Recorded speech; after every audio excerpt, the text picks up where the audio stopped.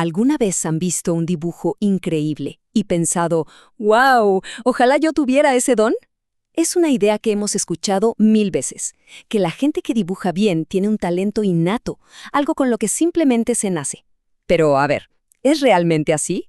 Vamos a descubrirlo juntos. Y esa es la gran pregunta, ¿no?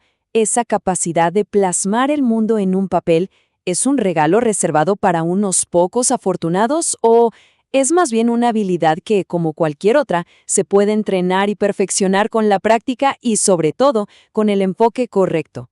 La respuesta, como se imaginarán, no es tan sencilla.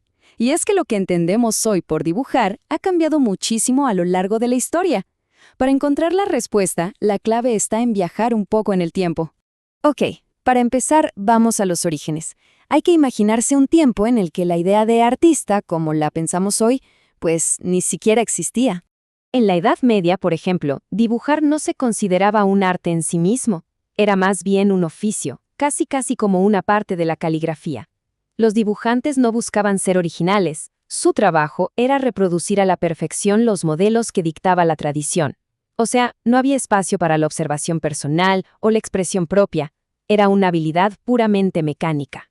Y entonces, ¡pum!, todo cambió.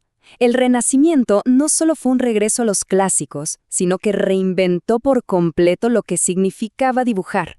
Aquí la historia da un giro de 180 grados. Y el cambio, de verdad, fue radical.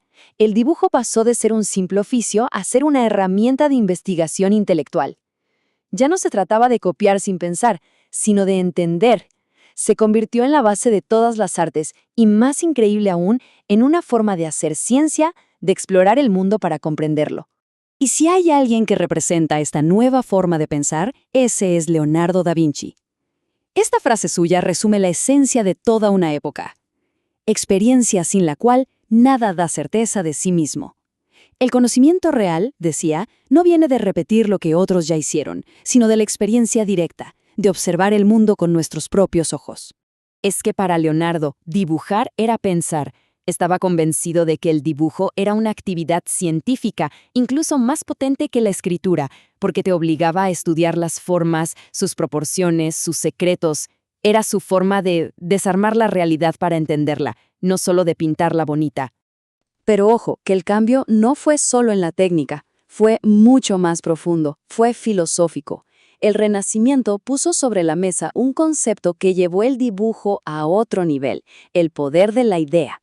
Y para entender esto, tenemos que hablar de una palabra clave: diseño. Teóricos como Giorgio Vasari explicaron que el diseño tenía dos partes. Por un lado, el diseño interno, que es la idea pura, el concepto que nace en la mente del artista. Y por otro, el diseño externo, que es cuando esa idea se hace visible, se plasma en el papel. Y esto, fíjense, cambia las reglas del juego. De repente, lo más importante no era la obra final, súper pulida y terminada. Lo crucial, lo superior, era la idea, el concepto mental. El dibujo era la primera expresión de esa idea, el puente entre la mente y el mundo. El valor ya no estaba solo en la habilidad de la mano, sino en la genialidad de la mente. Bueno, ¿y cómo se conecta toda esta historia con nuestra pregunta del principio? Pues nos lleva a una conclusión que lo cambia todo. Que aprender a dibujar es, en realidad, aprender a ver. De nuevo, Leonardo lo dijo mejor que nadie. Si uno se limita a copiar lo que tiene enfrente, es como un espejo, refleja una imagen, sí, pero no la entiende. El verdadero dibujo no se trata de imitar la superficie de las cosas, sino de comprender cómo funcionan por dentro. Y esto, que parece tan filosófico, la pedagogía moderna le tiene un nombre: aprendizaje significativo. El aprendizaje de verdad, sea en dibujo o en lo que sea, no es memorizar pasos como un robot, es un proceso consciente, donde conectamos la información nueva con lo que ya sabemos, y así creamos una comprensión mucho más profunda y personal. Esto nos demuestra que dibujar no es algo pasivo, para nada, es un proceso mental súper activo. Primero se observa con intención, luego se analiza como si desarmáramos lo que vemos en piezas más pequeñas. Después se interpreta, se le da un significado propio, y al final se representa, que no es copiar, sino construir en el papel nuestro propio entendimiento de eso que vimos. Ok, Después de todo este viaje por la historia, ¿dónde nos deja eso hoy? ¿Cómo entendemos el dibujo en nuestra era? Pues hoy, el dibujo por fin es un arte libre, un arte autónomo. Ya no es el sirviente de la pintura o la escultura. Ya no está atado a reglas estrictas de cómo debe ser. De hecho, se valora justo por ser la expresión más directa, más íntima de quien dibuja. Es como un mapa del proceso mental, un diálogo en vivo entre el pensamiento, la emoción y la mano. No imita la realidad, la construye. Entonces, volvamos a la pregunta del inicio. ¿El dibujo es un don? La historia nos dice que es mucho más que eso. Es una habilidad de pensamiento, de análisis, de observación. En el fondo, es una forma de aprender a ver el mundo de una manera diferente.